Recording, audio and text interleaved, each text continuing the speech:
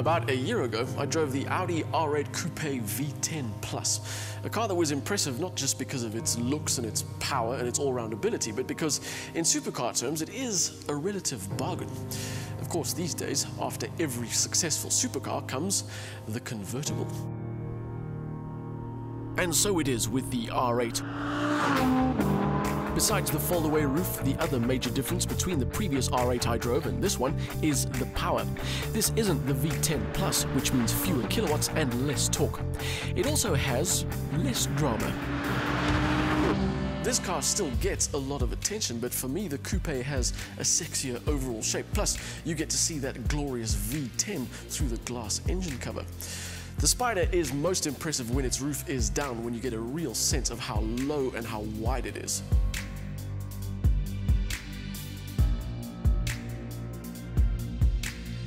Finished in Vegas yellow with its various black accents, the R8 Spyder is a superb looking machine, even if the design isn't quite as cohesive as the Coupe.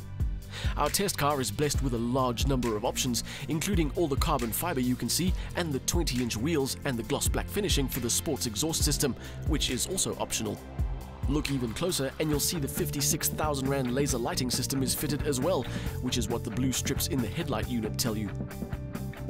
The interior is similarly kitted out with diamond pattern seats, contrasting stitching, Napa leather, more carbon, all of which adds a not very small sense of luxury to a space that is already very well sorted. Unlike other Audis, the R8 doesn't share components. About the only thing in common with any of its siblings is the MMI controller. Even the virtual cockpit has a layout that's different to the others.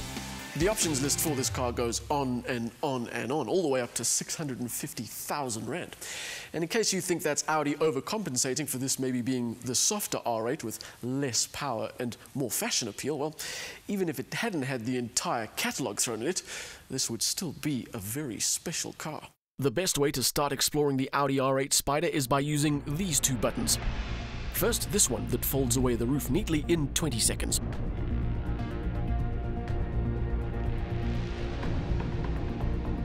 And then this one, which is where the fun begins.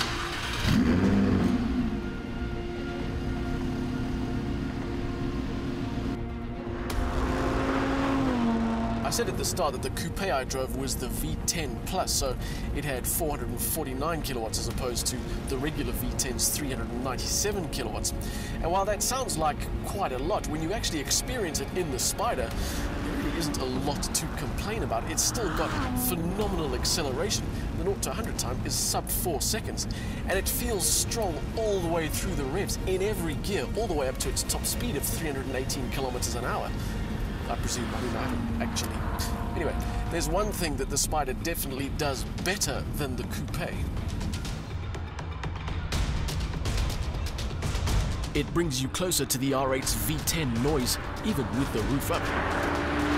Drop the window behind the seats and let one of the best engine noises in the business soak the cabin in pure audible power. It's a sound you never get tired of hearing, and you can't stop yourself running up to the red line between every instant shift from the 7-speed dual-clutch gearbox. And all of that is complemented by genuine talent.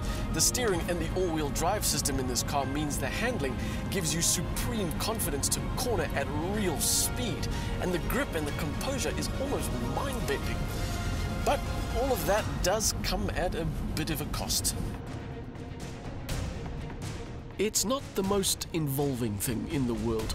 There is a lot of science and mechanical trickery going on in the background, from the quattro system that can shift as much torque as necessary between the axles, to the locking rear diff, to the automatic counter-steering of the electric power steering system. It's all very talented, but it ultimately means you, as the driver, are slightly removed from the picture. Admittedly, that's something that may only concern the purists, and I did have a brief conversation with a Ferrari 488 driver who had sold his R8, and he confessed to me that he missed it, and I can understand why. When you combine the power and the noise and the grip, the R8 Spyder is an incredibly enjoyable machine, even if you aren't much more than just the meat behind the steering wheel. But surprisingly, this car is also enjoyable for the exact opposite of driving on the edge, and that's when you're just pottering through traffic, where the R8 Spyder is actually surprisingly polite. Its cylinder-on-demand technology means that in low-power situations, it runs quieter and more efficiently. In fact, it's so quiet at highway speeds, you can actually enjoy the Bang & Olufsen sound system. The ride is naturally hard, but the optional magnetic ride system keeps things relatively comfortable. You can have a polite conversation, and in auto mode, the Gearbox is quite happy to just cruise along. It is a genuine everyday supercar. That's assuming you don't mind your everyday car slurping 20 litres of fuel per 100 kilometers.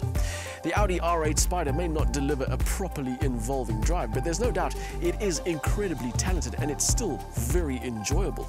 And just like the coupe, its R3 million price tag means it's a relative bargain.